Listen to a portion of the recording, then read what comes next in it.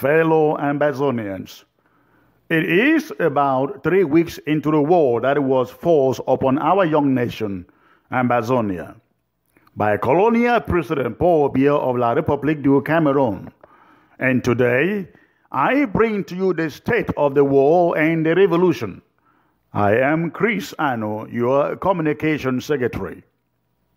You are all aware that the Secretary General of the Commonwealth of Nations is presently on an official visit to La République du Cameroon. Her mission, we have learned, is to consult with Paul Biya and to make a personal appraisal of the crisis in Cameroon. The Commonwealth Secretary General, we learn, had insisted on visiting the Northwest and Southwest regions to have a personal feel of the situation on the ground. But the President of La République du Cameroon insisted that the Secretary General limits her agenda to Yaoundé only. As things stand, we have no idea whether she will be visiting Buea and Bamenda.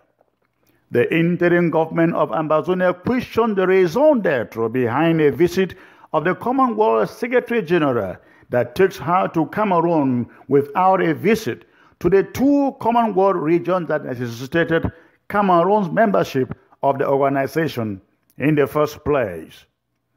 If the Secretary General's visit must be seen as eventful and perhaps shining some light in the horizon to the current crisis, the interim government of Ambazonia appeals to the Secretary General to not only find a spot in her schedule to visit Buea and Bamenda, but to equally seek to sit down and listen to Ambazonian leaders too, as she does with Paul Biya. The message we want the Secretary General to get is that Mr. Biya no longer speaks for Southern Cameroonians. We make it vehemently clear to the Secretary General's delegation that any talks with Mr. Biya that do not have a corresponding opportunity extended to Ambazonian leaders will be as good as nothing and would only be seen as a PR stunt and an effort to save face by the Commonwealth organization. We like to remind the Secretary General that Cameroon wasn't admitted into the concert of Commonwealth nations because of its French citizens. Rather, the only reason it became part of the Commonwealth was because of the presence of the Queen's descendants in the Northwest and Southwest regions of Cameroon. However, since October 1st, the Queen's descendants have ceased from being part of French Cameroon, which is why any understanding reached between the Commonwealth Secretary General and Mr. Biya that does not seek the consent of Ambazonian leaders will be considered dead on arrival. In fact, it will tantamount to blackmail for the Secretary General to even consider a meeting with Paul Biya without same opportunity to sit down with leaders of the Southern Cameroons. After the Southern Cameroons pulled out of Cameroon on October 1st this year, there ought not to be any more relations left between the Commonwealth of Nations and La République du Cameroon. Ambazonians wonder what logic is behind the Secretary General's meeting with Paul Biya when the Southern Cameroons no longer considers herself part of Cameroon. If anything, the Commonwealth Secretary General is supposed to be visiting with Ambazonian leaders to listen to them and then to convey the message to Mr. Biya, not vice versa. Madam Secretary should be told plain and clear that Ambazonian leaders will not embrace any message conveyed through her from the President of La République du Cameroon or its officials. Ambazonia is no longer a vassal state. We are a sovereign nation. Whether the Commonwealth accepts it or not, the call is ours to make.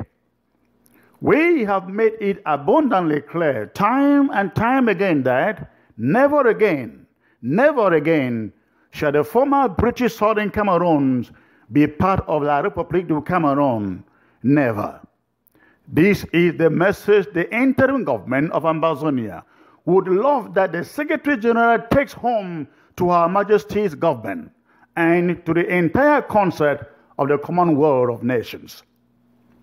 On the war front, today, Monday, December 18, the defender of Mr. Biya's regime, Issa Chiroma, once more came out and admitted that Manu warriors dealt a death blow on their occupation forces, killing 4 of them and confiscating their ammunition. Of course, every Ambazonian, even La République du Cameroon citizens too, know that Mr. Chiroma has a problem with speaking the truth. When Chiroma comes out and says 4 of their troops were killed, you can imagine that he actually means double or triple that number. And that is exactly the Waterloo that La République du Cameroon soldiers are facing in Manu. Their soldiers are being crushed like cockroaches in Manu. But Chiroma is denying the numbers, and then they are carrying out secret barriers so that public sentiment isn't incited against their war against Ambazonia. By end of day today, Monday, December 18, reports had it that 10 more invading soldiers of La République du Cameroon were killed by the Odeshi boys. And La République du Cameroon is very frustrated that they can't stop the boys because they continue to appear and disappear.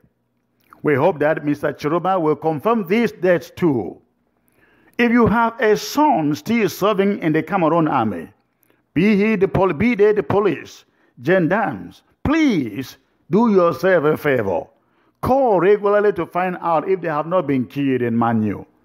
If Mr. Chiroma thinks that this is mere public relations, we challenge him to order for the records from Manfred General Hospital. The records are there of all the La République du Cameroon army whose corpses have passed through the place. The president, Sisiko Julius Ayoktabi, wants every Ambazonian to rest assured that even though the occupation forces continue to carry out lots of human and material damage in Manu, the self-defense boys who have taken upon themselves to defend Ambazonia and Manu in particular are very much in high spirits. The interim government encourages every vigilante group to do whatever they can to defend themselves, to defend their communities, their families, and their property from the invaders and their acts of vandalism. Likewise, every vigilante group across all of Ambazonia should learn from the bravery of the Manu boys to rid their county of every occupation army. The interim government has it on good authority that the colonial regime is right now planting surveillance cameras in Manfe to track everybody. Chinese contractors have been hired to do the installations. We urge all the residents in Manfe to look out for the surveillance cameras, and should you find anyone, pluck it down, and look out for the Chinese workers to make sure they do not set up the cameras. The interim government acknowledges the appeal of Manu chiefs for cessation of violence in the county. However, to say the least, the interim government feels very disappointed that Manu chiefs, despite close to 3 weeks of massive bombardment of their towns and villages and the accompanying destruction of property, the killings and the banishment of thousands into refugee camps in Nigeria, many chiefs in Manu still lack the courage and bravery of their youth to call out outright the bluff of Paul Biya for sending his troops to wreak havoc in our country. Every chief or phone in Ambazonia who continues to live under the illusion that Ambazonia is still subject to authorities in La République du Cameroon and that they can continue to act as vassals to Paul Biya as they have done over the years should begin to think twice. It's high time that every chief and phone in Ambazonia realizes that power has changed hands. Any phone or chief who continues to pay homage and fraternizes with La République du Cameroon will be considered an enemy to this revolution. This message also applies to every Southern Cameroon parliamentarian and senator. As you vacate this plenary session, we ask you to join patrons like Honorable Joseph Weber to begin discussions on an Ambazonian House of Representatives. For one thing is certain, La République du Cameroon will not be organizing any more elections, be they municipal, parliamentary, or presidential, on our territory. That will come over our dead bodies. Right now, every parliamentarian in the Southern Cameroons has the opportunity to do what our ancestors did in 1953 when they all walked out of the Federal House of Assembly in Enugu, Nigeria. We can forgive you for not resigning from La République du Cameroon Parliament, but you will not be forgiven if you think that you can stand election in our territory for a foreign country, La République du Cameroon. If you wish to stand election, you better run over there now and secure a constituency there, because there shall be no constituency in Ambazonia for La République du Cameroon. And by the way, isn't it really interesting that these so-called parliamentarians claim to represent us? Yet, Manfe is on fire, and thousands have been forced into refugee camps, and none of them, not even one of them, not even the representatives from Manu, have taken time to visit these refugees. Imagine that whole towns and villages in Manu have been reduced to ghost towns, with people hiding in bushes and others banished to camps in Nigeria. And none of the parliamentarians care. Even Chairman John Frundi hasn't cared to make a visit to the camps to see the condition under which these other Ambazonians live. It is a shame that these refugees are there fending for themselves when their chiefs and their representatives ought to be waging a fight on their behalf to return to their own homes. Let it be known that if you are sitting on the sidelines and thinking that we will not win this war, God, who is on our side, will certainly bring shame to you. And when that day of celebration finally comes, when heroes are announced, you will be scorned. Ambazonians will not give up on this fight, no matter what. We have already paid such a huge price to even think of giving up now. That is why the interim government has called for a 3-day ghost town in solidarity with our brothers and sisters in Manu. Once in a while, we will be calling for these ghost towns when need be, and we ask everyone to show solidarity. Monday's ghost town is gone, and it was a success in most places.